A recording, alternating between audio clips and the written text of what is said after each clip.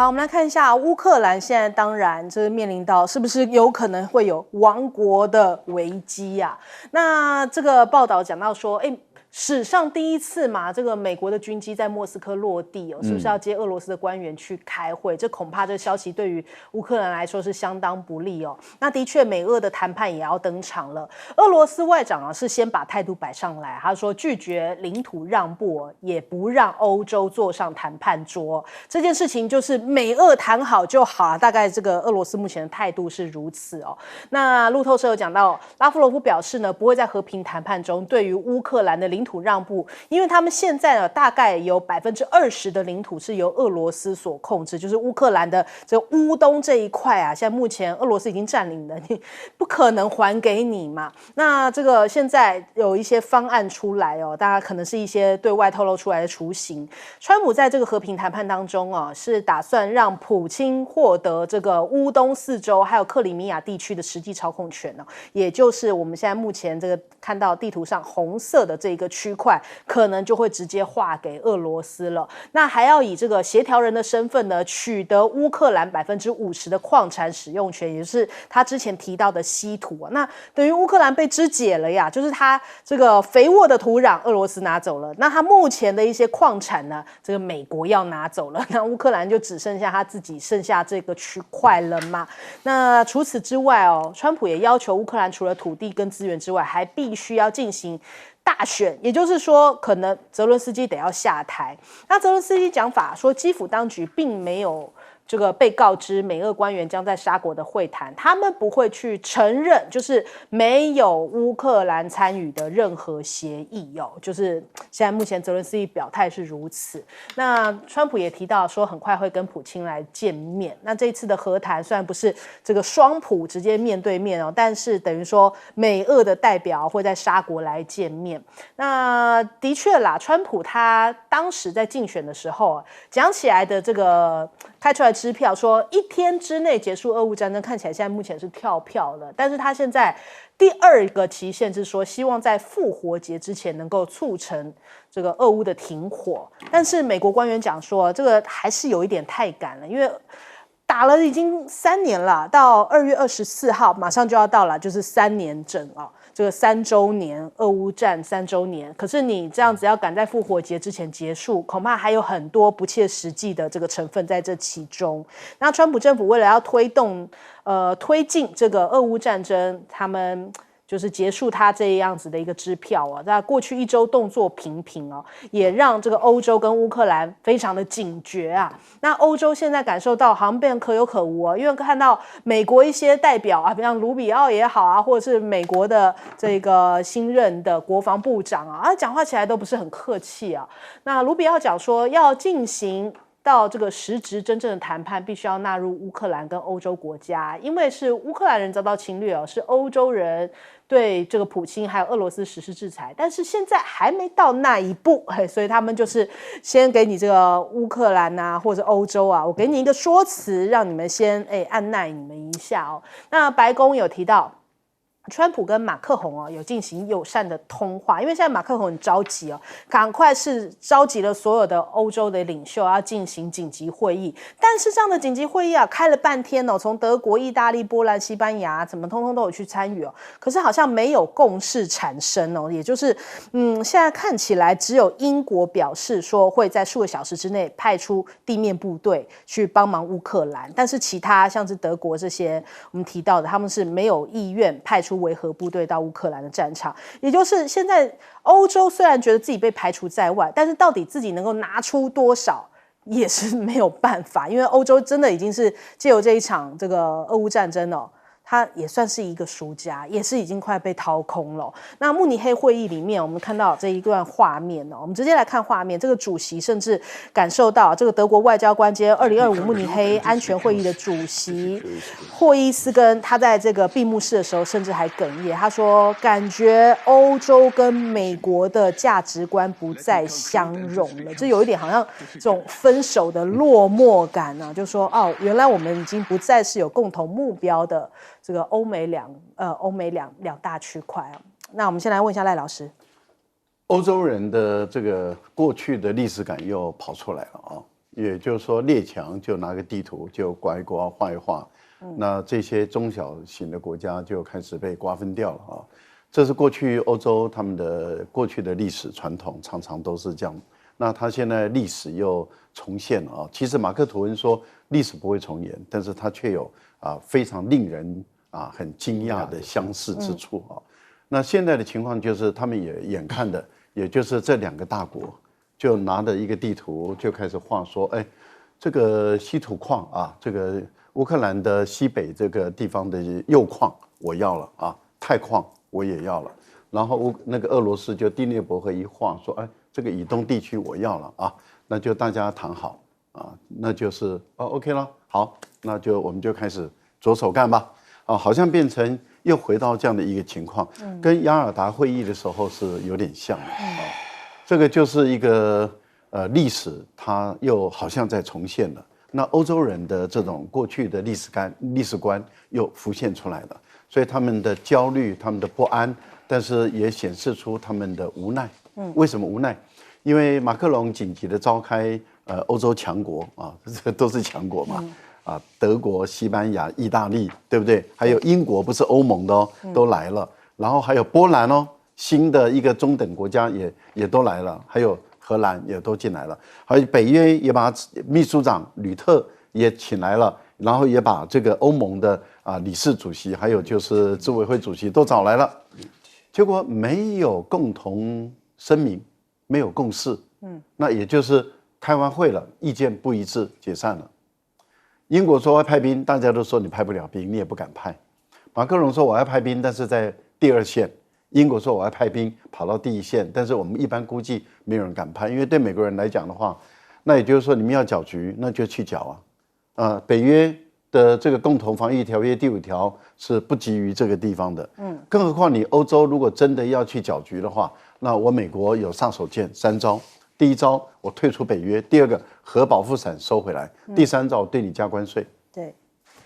那你欧盟就嘣2个膝盖跪下去，趴在地上说对不起，我错了，请你原谅我。我想最终的结论是这样。泽连斯基又回到他演员的本质了。为什么？因为他跑到阿联酋，接着又要跑到这个沙特去，而且是在开完会以后才去。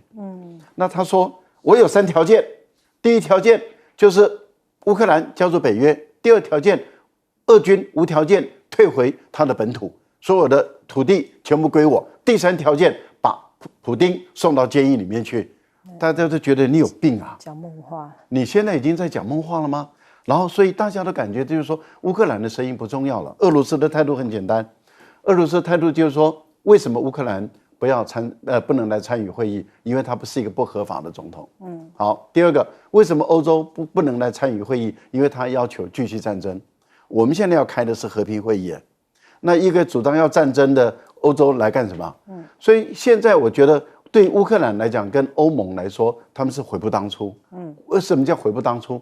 当初中国说我来，当时我也可以拉着俄国来，我们把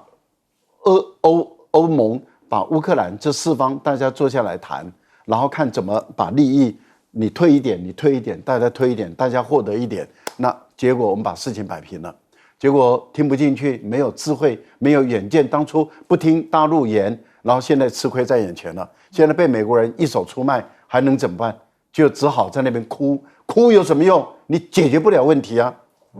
好，请教将军。我先预测一下这场俄乌战争最后结局会怎么样。其实我之前很早就在节目里面我也讲过，说俄军一定会这个一马平川，直接打到涅伯河。他要就涅伯河以东，那现在我更大胆的预测，他除了要涅伯河以东来讲的话，南边的赫尔松跟敖德萨这2个港口他也要，然后而且一定是把这个乌克兰打成一个内陆国。为什么我这样断言呢？大家回头去看这个俄乌战争一开始的时候，这个3年前一开始俄军打了什么地方？2个北边来讲，他打的是基辅直接向基辅。那现在来讲的话，如果他有能力，他会不会直接打到基辅？这真的是我们可以看到，他一开始就是要打你基辅，毫不客气。只是说在那个时候，他后来因为这个战术或干嘛不熟练，部队训练的不够精良，所以基辅没有打下来。那南边黑海他打什么地方？他就打你敖德萨。那时候忘了有个蛇岛吗？那时候蛇岛来讲的话，这个我记得乌克兰还有7个士兵哭走那个蛇岛，后来被当英雄。当然，俄军虽然说占领了，最后他没有守得住，他退回来。退回来的结果是怎么样？退回来结果是他的莫斯科号巡洋舰被击沉了嘞。黑海舰队里面除了莫斯科号被击沉，另外在整个3年的过程之中，黑海舰队打沉了很多，几乎打残了黑海舰队。但你想想看，如果今天你是普京，你在打胜仗状况下，你会不会要敖德萨港？我要下敖德萨港才能够确保我黑海舰队的安全呢？所以我觉得他一定会要敖德萨。那这个地方有没有打过？有打过，一开始就打。赫尔松也是一开始过涅伯河打，只是后来被这个北约来讲，美国他们这个将装备支援乌克兰之后，发动了所谓的2023年的时候发动那场反攻，2023年发动反攻，反攻结果什么？他们砸卢日内。为什么现在乌克兰老百姓会认为扎卢日内的声望比这个泽伦斯基还高？因为他打胜仗啊，他把俄罗斯推回去了，推回到哪里？推回到整个乌东，就是现在交界那个地方。推回到那边，所以我们听说有一个那时候俄罗斯有一个他们的参谋总长叫苏洛维金，他立刻在那边立刻转用兵力，主动退却，然后保存战力为主，在那边盖一条苏洛维金防线。我讲的是让各位回顾一下整个俄乌战争整个发展过程，从开始俄罗斯发动攻击就是打基辅，就是打敖德萨。那在这种状况下，如果说他今天有机会再向这个地方要的话，你认为说是普京会客气吗？他一开始就是摆明了，不要忘了哈，这个作战任务一开始一定有一个作战目标嘛，绝对不会说是没有作战目标我就贸然发动攻击，打到哪里算哪里，打到哪里这回事。他一定一开始有他一个全程作战构想，也就是我的全程作战构想是衡量我跟敌军的双方的战力，衡量这个地形，我为了确保国家在军事方面，为了确保国家安全，所以我必须要有涅伯河这个以东都要归我才能够保证我莫斯科的安全。然后你乌克兰你北约部队不可以进来，南边海权来讲的话，黑海我必须要有敖德萨这个港口，才能够确保我黑海舰队的一个安全。所以我觉得这场战争最后结果就是因为敖德萨港跟赫尔松北边来讲的话，他搞不好就给你打到基辅去了。大家不要认为说是这个普京是吃素的，他不会客气的。好，请教苑老师。我的想法跟大家有一点不一样啊。我认为的话呢，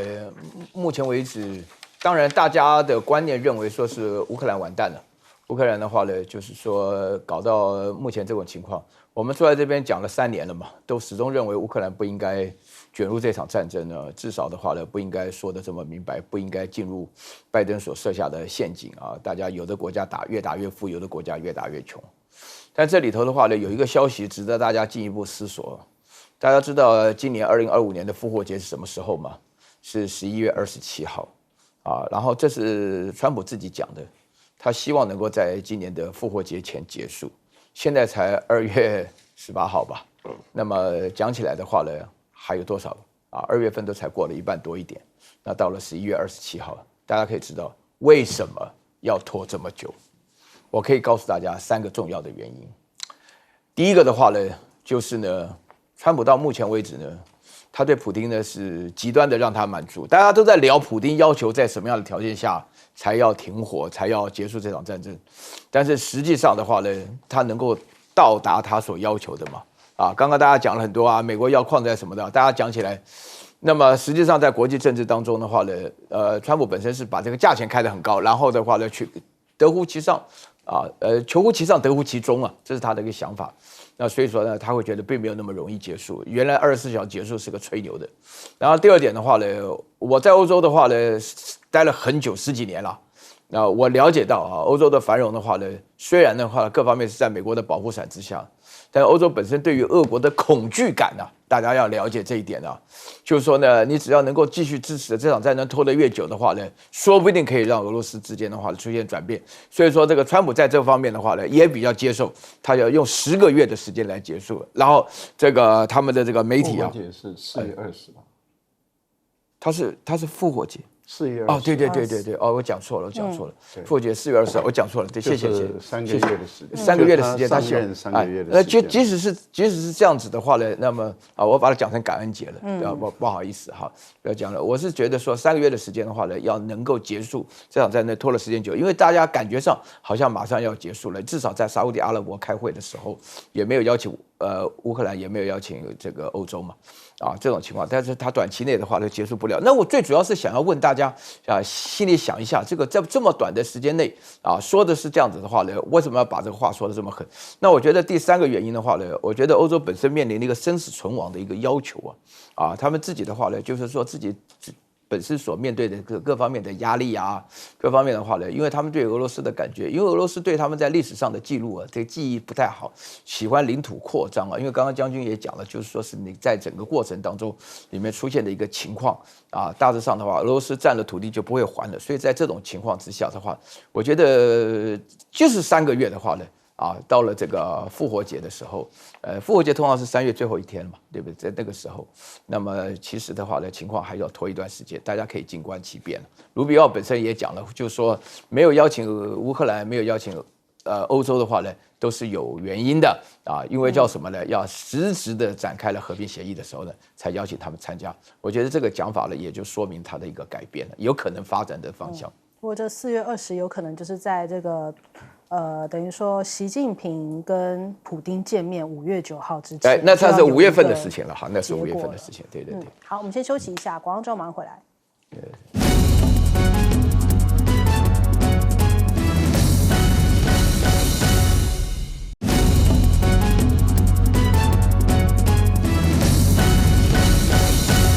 弄个3碗。好。大家都在关注这个昨天中国大陆呢，我们看到有一个大动作，就是这个中国国家主席习近平，然后召集了这个大陆的科技业的大咖这样子一起来见面，是要因应这个中美贸易战所以他说民间企业家大显身手正当其时，期盼这个企业家能够先富，然后促共富，在困难当中保持爱拼会赢的这个精气神那我们看到有哪些大咖呢？那当然少不了我们常常在大白话里面介绍的这几位都是这个主要人选，包含现在新崛起的 DeepSeek 的梁文峰创办人另外华为创办人任正非，腾讯这个马化腾，还有宁德时代曾毓群，比亚迪的董座王传福，小米的执行长雷军以及最近呢在春晚这个机器人跳舞这一个语数科技的王星星都邀请在其中，另外还包含了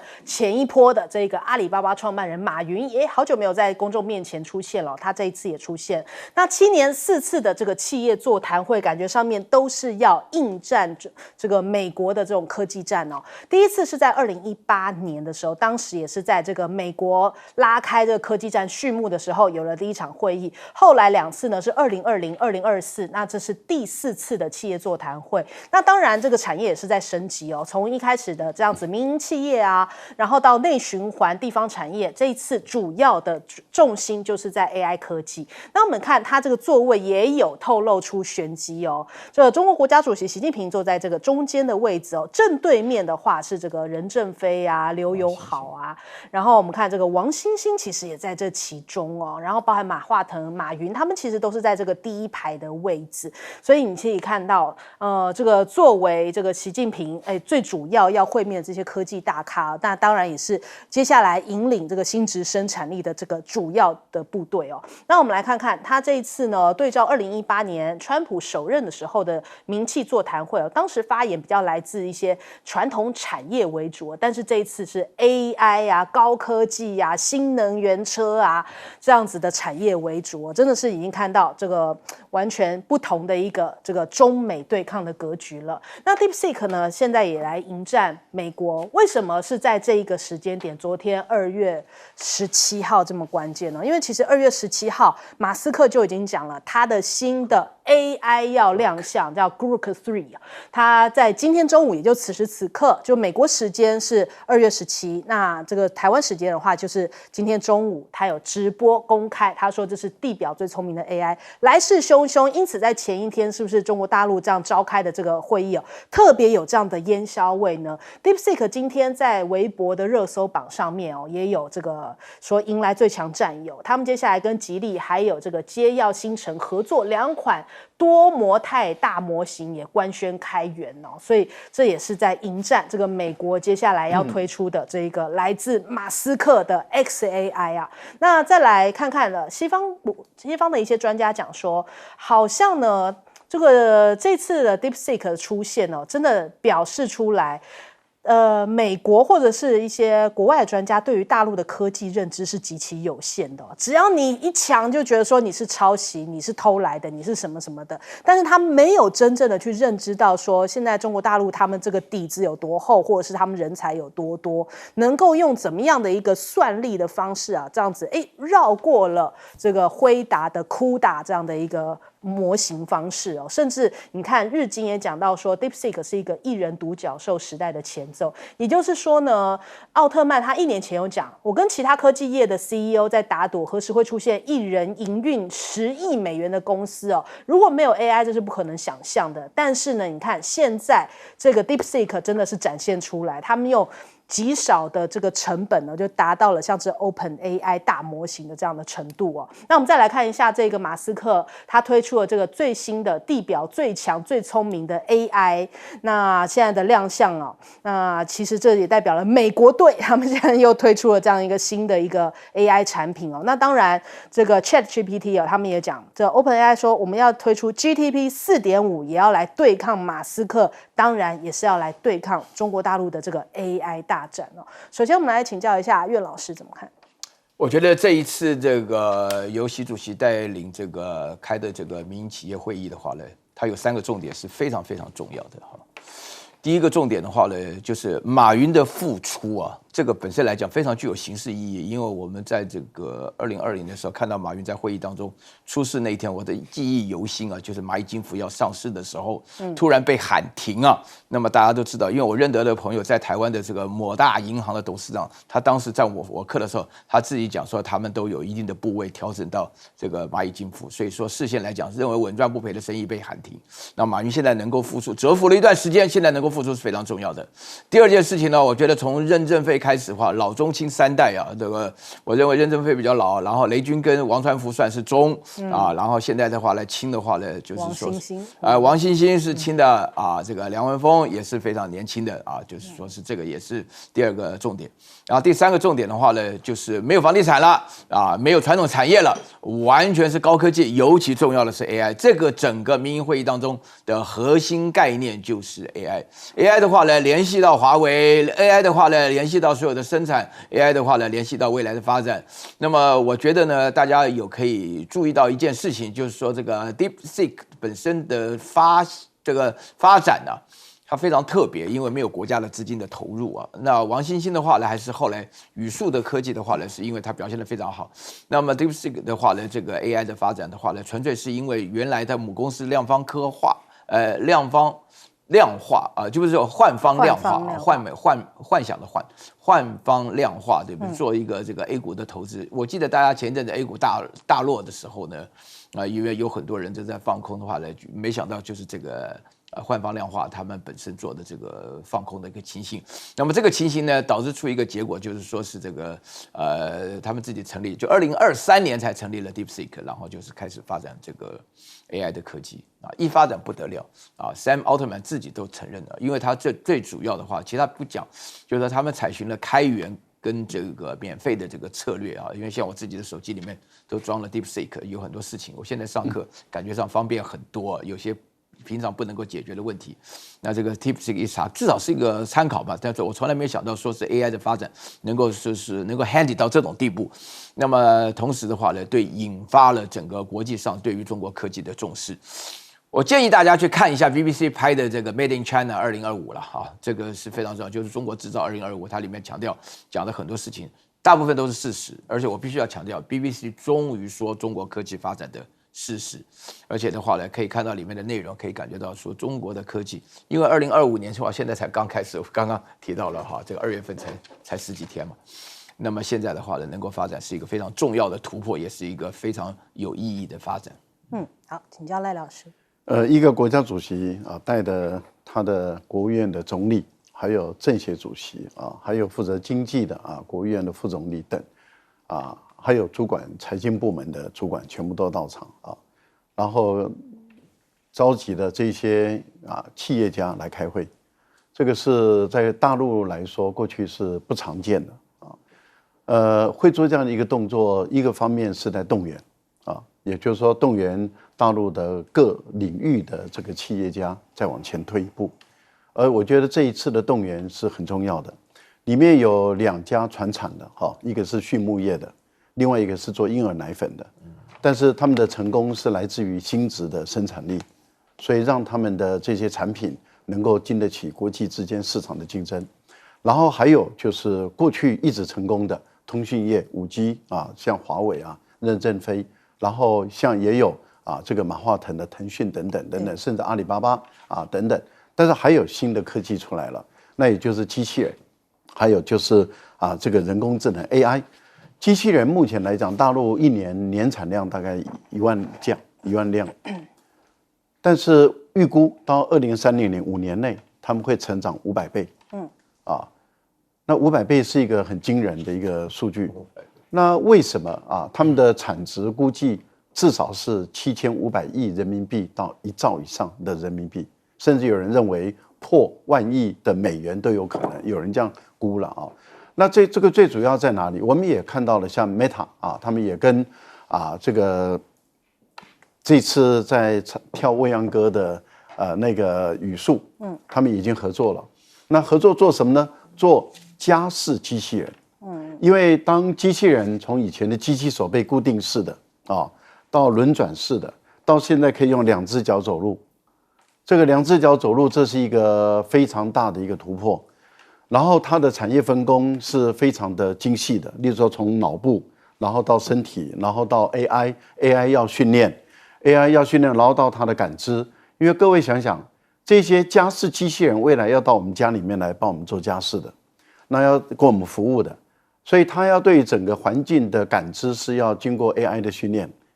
然后要经过训练完了以后，它才会卖给你。你买回来，他帮你拖地，帮你洗碗，帮你洗衣服，帮你折衣服、晾衣服等等，他也会要帮你做些。那像我们老人家的话，他还帮你说，老人家想出去走一走，他还陪着你去看护到公园去晒晒太阳。这一些未来他们可能都要做居家料理照护的这些工作都要推动。而且目前来讲，我们也看到了央视有一个报道，也就是谈到了他们已经开始用这种人工这种机器人，就是2只脚走路的机器人，已经在生产线了。以往我们看到的都是机器手背，但是现在已经进入他们生产线，那这个已经是很大很大的突破跟不一样的。所以我个人觉得说，大陆的科技的发展我不晓得这个 BBC 还是法新社，因为法新社也说中国大陆的有关于绘图的这个晶片也突破了，离美国只剩下几个月之间了。我不晓得他们是为什么突然间那个论调改变，是不是因为没有拿到美国人的钱所以他们故意讲好话，还是他们总算讲了实话了？只是因为没有收到美国人的钱，不能够再继续骂大陆了。好，来请教将军。我记得去年6月12号的时候，习近平也是一样跟中国的这些企业家在座谈的时候，他讲了一句话：我们的独角兽企业在哪里？才讲完半年以后，年底就出来了，对不对？我们现在看到这些人里面，是不是有好几个是新的这种科技的创业者？从这个语速的王星星还有这个DeepSeek 的这种不是都已经出来了。那代表什么呢？那习近平为什么又找他？我觉得很重要一件事情，那有2个原因。第一个，习近平认清楚了，就是未来来讲的话，一定是一个科技民间的企业为主，那还需不需要在国进民退的这种企业方针？当然，很多的大企业由国家来经营有它的好处了。可是现在来讲，如果说是日新月异，由民间的企业来发展，来当领头羊的话，那是不是更具灵活性？更具有这个防御性可以更加的灵活，尤其是在中美贸易大战的时候，我觉得习近平做这个动作是对的。再加上他之前问那句话，就是现在很明显的，就是为了因应中美贸易大战来讲的话，那可能在国进民退的这一方面的政策上面可能会有所调整，然后鼓励民间企业来创业，尤其在未来的科技业方面能够有所发展。那我们看到语速这个，我个人觉得是非常有意思。你知道他在这个过年春晚未央歌表演的那场，那个机器人我们看到他那个动作还比较机器化对。然后，但是马上他推出来的才短新型的机器人 H1 来讲的话，这一型来讲的话，他也是一样做跳舞表演，那就动作非常丝滑，几乎跟人一样。我不禁感触到这个表演来讲的话，如果说我们看到很多的表演，把人表演成机器人，表演的越像机器人，大家掌声越多哦。现在反过来变成机器人，如果说演一个人来讲，演得越像人，大家觉得越来越厉害。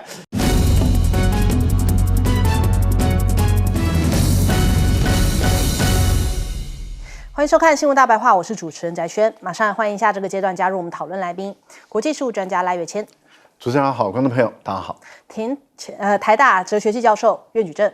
翟轩好，各位观众朋友大家好。退役少将厉正杰。翟轩好，各位观众大家好。好，马上来关注一下哦，因为这个赖清德啊，现在当然好像对于川普来说的话，是不是只剩下赶快啊这个抱着大腿这一招哦？我们的标题这样子在下，因为他说现在要来打造非红供应链哦，强调呢提升自我防卫，然后说希望能够深化台美的伙伴关系。那他在17号的时候接见了白宫的前副国安顾问伯明一行人，他就讲到说，我们台湾接下来会持续提升自我防卫的力量，要跟美国一起打造非红供应链哦，确保台美是这个全球民主伙伴，持续保有这样的科技优势哦。那当然这是赖清德释放出来，我很愿意跟这个美国站在同一边啊。那配合川普潜舰国造可能也会改特别预算哦。有国安人士透露出来，现在国防部将会既有这种军购计划之外呢，列入这个特别预算，然后争取在今年内通过一般预算的空间，可以挪出来更多的军事采购。那根据了解呢，台美双方会尽速协商来新增军售案哦。路透社就提出了，就说台湾呢这样子的军售案的规模恐怕会是70亿到100亿美元左右的军武哦，就是展现出来我们会大采购一番呐。那现在看看这个中俄升级了军武的这些设备哦，076被拍摄到说现在世界首艘具有电磁弹射的2栖攻击舰，那它其实是以这个无人机跟直升机为主哦，可能也可以发展短距起降固定翼的战机的这样的一个航母。那如果中国大陆成功研发这个短距起降的战机哦，076就会进一步向这个轻型航母来做发展，类似美军的这种美利坚级2栖攻击舰，或是伊丽莎白女皇级的航母。那还有呢，这个一张模糊的照片哦，说这个是歼36在地面上的一个模糊照片哦，那呈现尾部有3个喷口的模样，证明它应该是呢安装了3具引擎。那这个歼36的尺寸相当的大，它的机身的面积又比歼20更宽大，也就具备更多这种内载油量或武器的可能性。那它的引擎喷口有相当不错的热源遮盖设计哦，说明它的这个隐身匿踪能力可能是比较好的哦。那还有另外一个就是比歼36更高规吗？歼50哦，还有这样的一个报道出来，他说这个机型呢，它是一个中等尺寸，适合在航母上面作战。那它更偏向呢舰载匿踪战机，还有它的机身的中轴啊是下凹的，所以它的弹舱应该是左右2块设计，类似美国的 F-35战机。那虽然它的弹舱容量比较小，不过它的机体结构是较为稳固的，这也符合了这个航空母舰专用的这样的一个推论哦。所以不断有这样新的机型出现在大家的这个目光之下。那俄罗斯的太平洋舰队也去到了日本海哦，这个涅维尔斯科伊海军上将号呢，它在日本的海域呢也有这种空中这个海上的对空中海上目标来进行一些火炮射击的一些演练哦，也有这样子好像俄罗斯的一些新动作。那再来看看中澳双方这个军舰在南海的对峙哦，现在目前双方的防务战略进行磋商，他们双方围绕着这两国的两军关系以及地区安全共同关系的一些问题来进行交换意见的讨论哦。那希望能够把这个事件能够赶快给这个处理完毕不要变成更升级的这样的一个摩擦哦。那还有就是美利坚级的2栖突袭舰黎波里号最近呢是配合轮调进驻到日本的佐世保将要接替反美的这个美利坚号。那这次驻扎在日本呢，也会延续美军在印太这边的快速反应战力来维持这个东北亚以及印太地区的一些区域稳定。那他说，为了要反制呢，中国大陆在西太平洋日益扩张的军事能力啊，其实美国的陆战队现在正在加速第一岛链的防空战力升级，他们要引进一款新的，就是陆战队防空整合系统一型，说是要强化太平洋前线的反无人机的作战力哦，所以他们有这样的一个反无人机的自走炮这样的一个新型的这个部署哦。还有呢，这个杜鲁门号，因为这几天大家不是在讨论嘛，它这个被撞坏哦，恐怕会影响到美国海军的全球部署哦。因为这个杜鲁门号的航母呢，其实它主要是在红海这边航道有一个关键的护航作用。可是如果它去维修的话，是不是它全球的这个部署调度啊，牵一发动全身哦？那首先我们来请教一下这个将军怎么看？我们这个台湾编列现在71到100亿美元我觉得本身就是一个不合乎哲学的一种构想。为什么我这样讲呢？因为我们建军构想，你应该是说，我们先考虑我们要打什么样的仗，我们再来买什么样的武器。对，我决定要买这种武器，我再来编列相关的预算，这是一个思维逻辑这样下来，而不是说我已经决定要拿多少钱以后，我再想想看我要去买什么，等到我买到什么以后，我再决定说我要打什么仗，这完全不符合建军的构想嘛。那你要打什么仗，必须按照这个敌我双方的实际状况，我们自己国家的财力，还有民心的一种想法或干嘛，是不是可以取代？如果说是先把预算都已经说，我就是要拿70亿到100亿的美金去买武器，之所以要买什么，我再看看美国要卖给我们什么，那卖给我们什么，我再来规划我要打什么样的仗，你不会觉得这个逻辑整个就错乱了吗？对不对？这个但相对的，你看这个我特别。这个不是长他人志气了，这真的是恨铁不成钢。这个我们看076跟这个歼轰36他就按照他自己要打什么仗，他去发展什么武器。我特别要讲076，他现在来讲的话，我们看得出来，他已经有这个3艘航母，山东、辽宁以及福建号。这3艘航母就是负责远洋地区作战，就作战区域来讲的话。它负责的是可能第二岛链以外，甚至于未来来讲的话，它航向这个印度洋这个地方去负责远洋地区的作战。然后这个就作战型任务来讲的话，它可能负责是拒止作战，拒止美军来的，所以它必须要这种大型的航空母舰。但相对的，在第一岛链附近的，包括日本、包括我们台湾、包括菲律宾，它就不需要动用到这么大。我们经常讲说，福建号成军对台湾有没有影响？我跟你讲，对台湾一点影响都没有。它加厚太大，它不需要用到福建号来对付台湾嘛。这个用现在的这个摆在沿岸的火炮就可以打到台湾，它干嘛要用福建号？所以福建号用那边，那对付台湾什么？要登陆作战，登陆作战就是076。那应付日本、应付菲律宾这种这个海军实力比较弱的国家，然后区域性的威慑或区域性的冲突来讲的话，我不需要动到大型的航空母舰，那我就可以用小型的这种2栖登陆舰来取代。那类似日本的加贺这个出云号，或者是美国的美利坚号，我可以用这种小型的航母，小型的2栖攻击舰，我既可以做空中的武力攻击，也可以做2栖登陆。所以你看，它在第一岛链，包括我们台湾，就是076这种军舰，我是要打这种仗，所以我去发展076这种军舰，我既可以登陆，又可以应付区域性的冲突，我不需要动用到航空母舰。那歼轰36也是这种，人家要打什么仗，他去发展这种武器，这种飞机讲明了，如果说按照任务来讲，我认为它就是对关岛来实施威慑的一种战机。它应该是你看那么大，我们讲它那么大，3个喷气口，3个喷气口代表什么呢？其实一般飞机最多2个喷气口，你多摆一个引擎就会多浪费空间。这个在小小的飞机上面，每一个空间都很重要。你那空间要不然就是摆导弹、摆炸弹，要不然就是摆油料。那为什么要设计3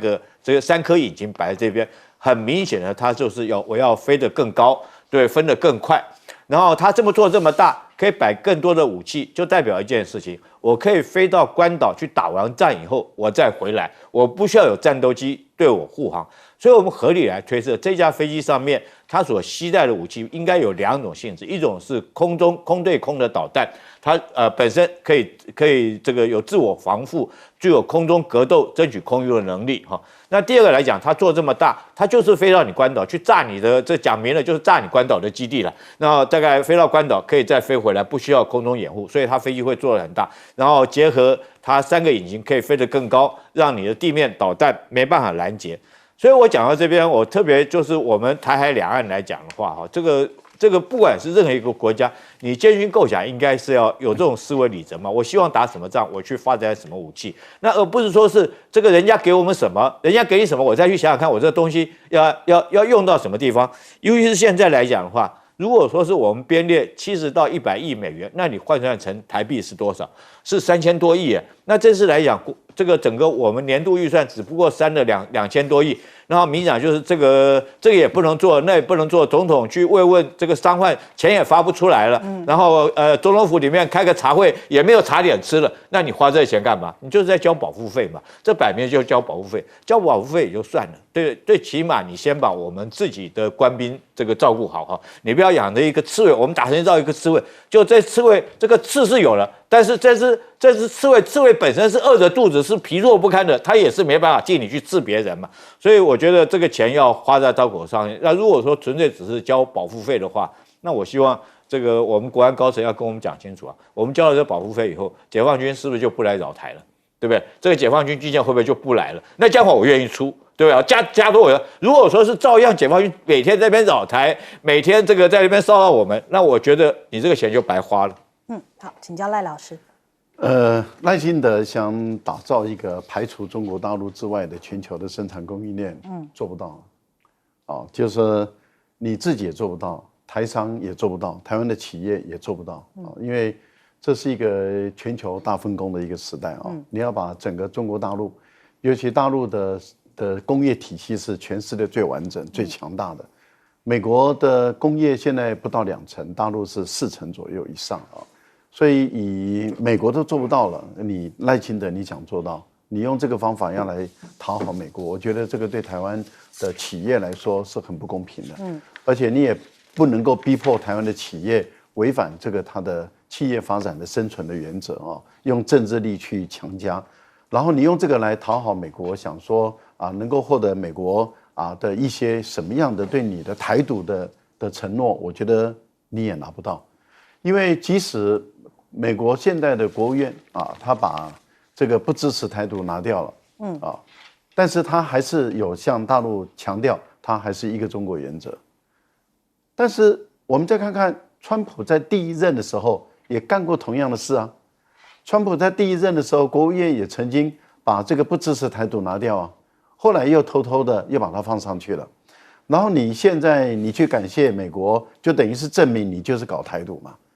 那你就证明你是搞台独，然后如果川普再把它放上去，甚至改变了说反对台独，你怎么办？从不支持台独，如果再加上去是反对台独，你怎么办？我就觉得你们这些团队脑袋里面要有点智商了。我觉得智商不要太低应该要努力一点，让自己的智商拉高一点，因为你等于是你自己证明了你就是台独嘛。那大家都知道。虽然你一直在强调你的国庆演说或是什么的，是一直在讲中华民国，但是大家都知道你还是台独，因为你现在马上就泄底了嘛。你去感谢美国什么意思？美国把不支持台独拿走，你就感谢他，你就是告诉大家说你还是要继续搞。你真的敢搞，你就继续搞下去，而且勇敢的搞，不要在那边玩弄中华民国，然后又玩弄台独的这2套把戏。坦白说，我们看的就是很不诚实，就跟。某一个人到底有没有跟一个小他40岁的人在一起，你就直接说嘛，有就有，没有就没有，不要说那是中共的这个的手法，因为其实美国的手法也很多嘛，不然的话怎么会朴槿惠跟美国有点距离的时候，那他的那个奇怪的那个手机就在一个垃圾桶里面就出现了。不是手机，平板电脑就在垃圾桶就出现了，里面就充满了她跟闺蜜还有跟那个牧师的事情。那这个手法，美国的情报人员 CIA 的手法更老练，你为什么不去问一下美国有没有可能对你下手？我觉得这个也可以讨论一下了那有关于中澳之间的关系我觉得澳大利亚是向美国的这个川普政府递上的投名状，也就是强调。要 QUAD， 因为在这个卢比奥上台的时候，他又在强调要 QUAD， 强调要 AUKUS。那当然，卢比奥当时就要说你们这个3个国家要做一点动作嘛。那澳大利亚就率先做动作了，就跑到西沙群岛，那这次被赶的时候，那现在会谈，我个人认为大陆会告诉你，澳大利亚，中澳关系你还要不要？要搞坏那就来搞看看。对，我觉得红酒不卖了。我觉得那很有可能又退回去喽。对，哦，这个大陆是绝对不可能在领土上、主权上让任何一寸的。我觉得澳大利亚脑袋要保持清醒啊。日本这个部分里面就有一点可笑了，因为石破猫到美国去的时候啊，一看美国支持他的时候，就宣布北方四岛都要回来。那当然，这个俄罗斯驻日本的大使就说你不改，我们就看着办。然后接着你看。那个俄罗斯的军舰就到日本海，就开始做实弹的演练。我觉得日本如果要把自己在东北亚地区、在日本海搞乱，你就继续玩下去。好，请教苑老师。我坦白讲啊，这个每一次看到赖清德的消息啊，我真的很怀疑他国内国外其实能力都有限的啊。国内的情况下的话呢，他不按照这个民主的规则来做啊，那这个就不讲了。大家讲了很多，就国外目前为止啊。我觉得赖清德的话呢，他应该告诉大家，现在正是一个国外关系变得非常非常剧烈的时候，可以说是有史以来没有这么剧烈的变化的时候啊。因为我讲到说是这个慕尼黑的安全会议当中的主席啊，讲话的时候讲着潸然落泪啊，我觉得很没有出息啊。那么在这种情况下，没听说过有什么德国人在当众掉眼泪的事情啊。那赖清德本身来讲呢，我这边他觉得他那个讲法当中啊，有3个错误啊，非常错误。第一个呢，不明不白啊，他是讲到什么绯红供应链呢？讲的话呢，那个他根本都搞不清楚这个红代表什么啊，他讲的又不敢讲。所以叫绯红供应链。那现在的话呢，大家心里都非常知道啊，大陆是全世界最完整的工业生产国家这个完整的工业生产国家是从小到大从这个上上下下里面全部都是大陆的东西，也不能不买啊。在这种情况下的话，你说这种就什么跟美国联合，美国根本没有任何供应链那所以说这是第一个错误。第二个的话呢，确保台美与全球民主国家。大家我前面讲的这个美国都完全变了。我跟你讲我赖清德要注意我在这边郑重的提出来，世界上有2个新的恋情正在发展第一个是美国跟俄罗斯正在发展新的恋情然后另外一个的话呢，就是中国跟欧洲的话呢，极有可能要发展新的恋情然后第3个的话呢他说提出来这个采购70亿到100亿你凭什么说这种话你有没有什么计划而且更不要讲说是美国带来了一个，我每次一看到说是白宫这个副国安顾问正国安顾问是苏利文的话呢，本身都被已经裁撤掉了，副的而且还是前的。因为你根本就搞不清楚这种人有什么好接见的？因为美国已经完全不一样了。美国经过一场宁静革命美国从这个拜登到川普之间，大家仔细看，他讲的每一句话，通通都很不一样。这个世界发生了极大的变化就是说是从美国到欧洲，然后到俄罗斯，到乌克兰。其实我真的要强调，大家都很注意赖清德现在在讲什么，因为原来那个林飞帆不就说过，好像说我们都是乌克兰人嘛。大家都准备排队入列那这样子的话呢不得了。现在大家都很注意说台湾的方向我觉得说你到了这个紧要关头你自己要注意一下，你不能够再这么无知了。好，我们先休息一下，广州马上回来。